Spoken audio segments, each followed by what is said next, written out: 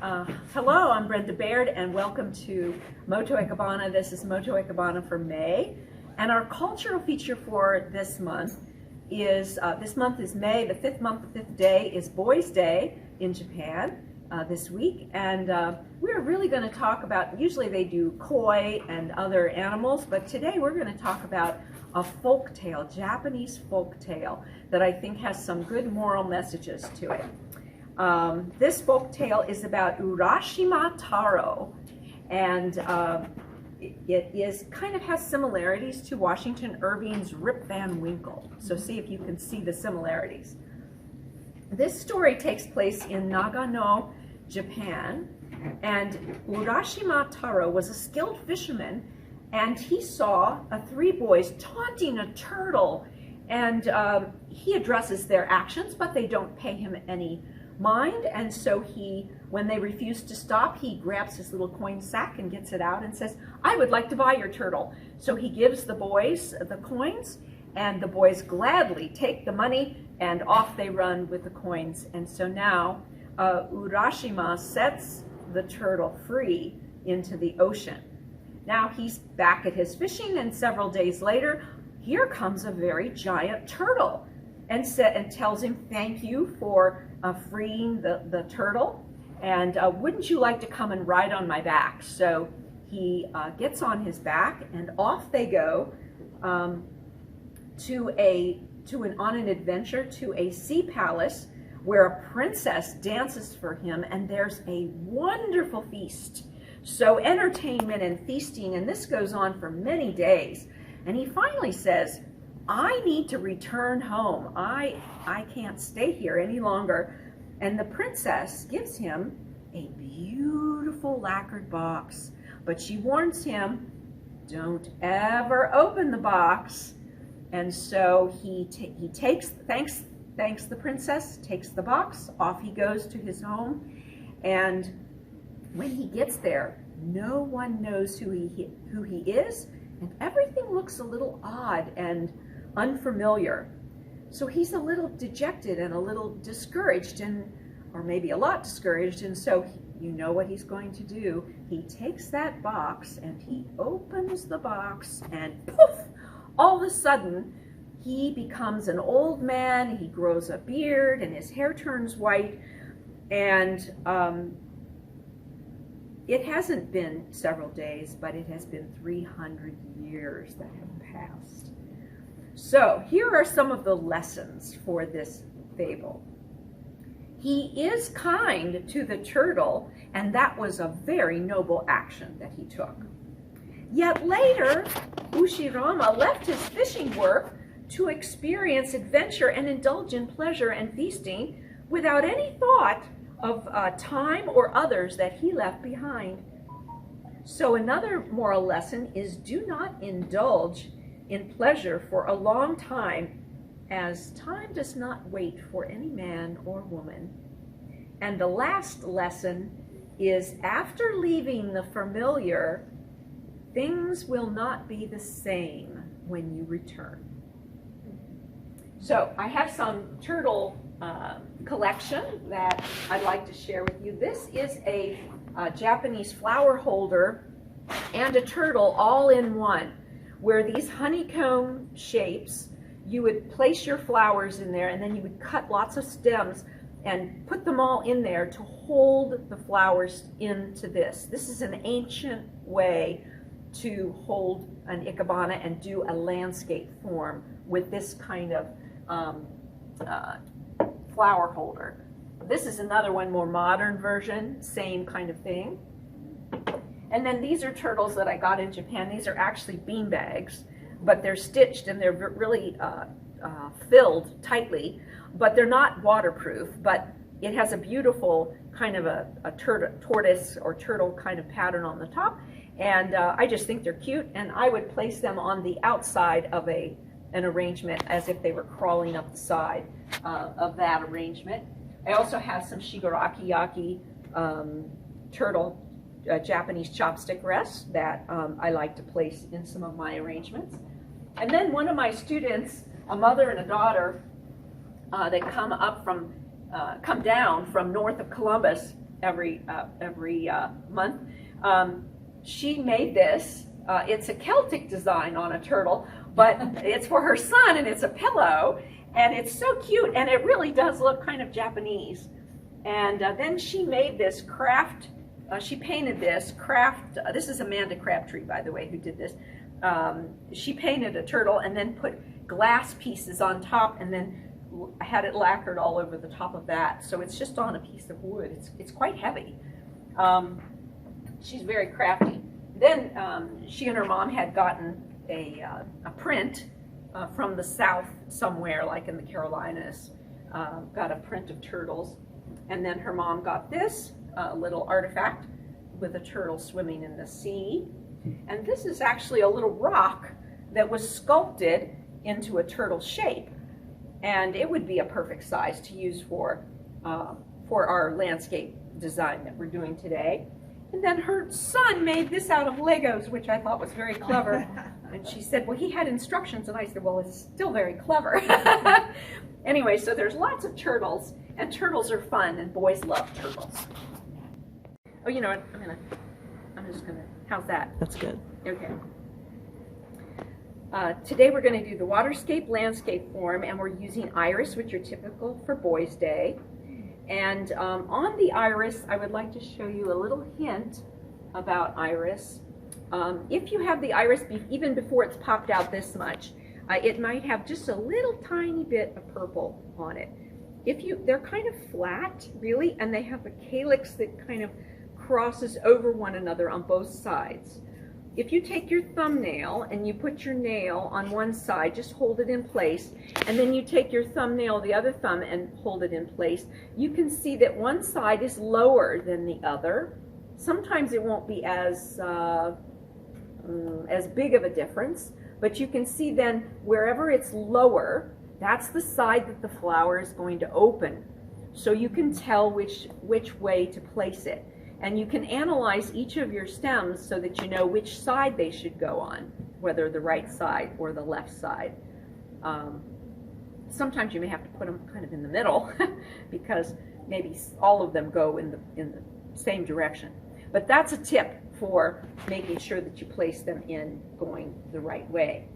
So you're going to take your iris, which come just about this height. No matter what size container you're using, we want the drama today because it's all about nature and landscape or waterscape. So leave the leaves on because they're very small and thin, and leave the iris leaves on. But you're going to lay out your iris on the table. You're going to give your biggest, fullest, most open iris just about a 1/4 of an inch cut at the bottom. Then if you lay it on the table, now see, when I put this in, this one was less open than this one. So this one is opened more, but I'm not going to switch it because I've already cut it, right? So this one was smaller than this one. This one's slower to open up.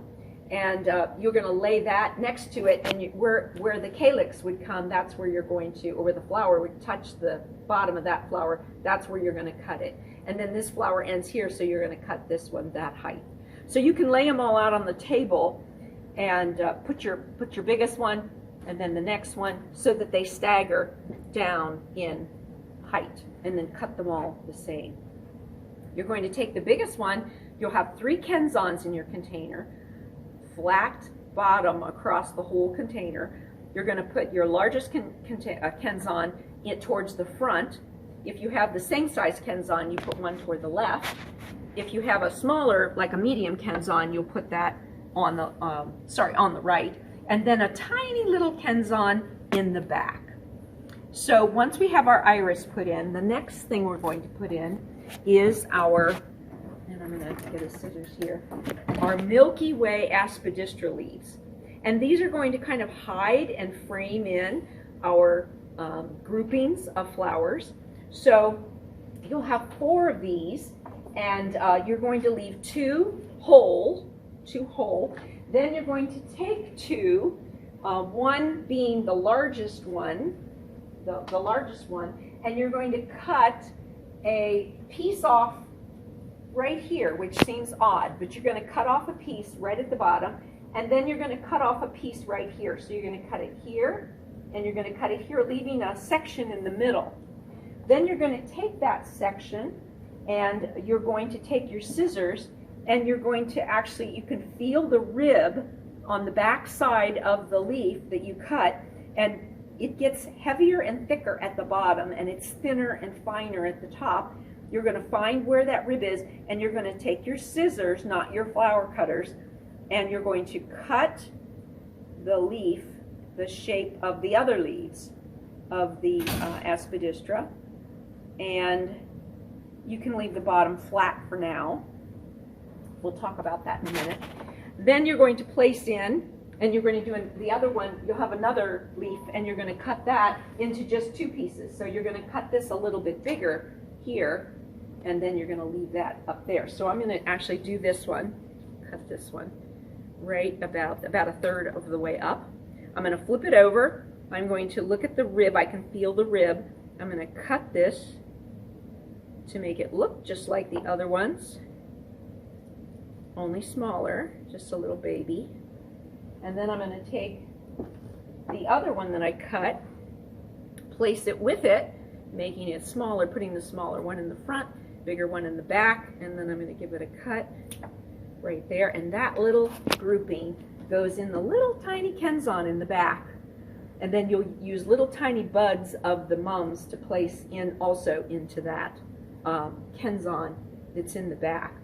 Then you simply use the rest of the leaves and fill in, and the leaves that you have that are the ones you've trimmed that you maybe want to go on the side, if you want this leaf to go this way, you have to cut the bottom of the leaf across so it will stay flat in the kenzan and it won't pivot.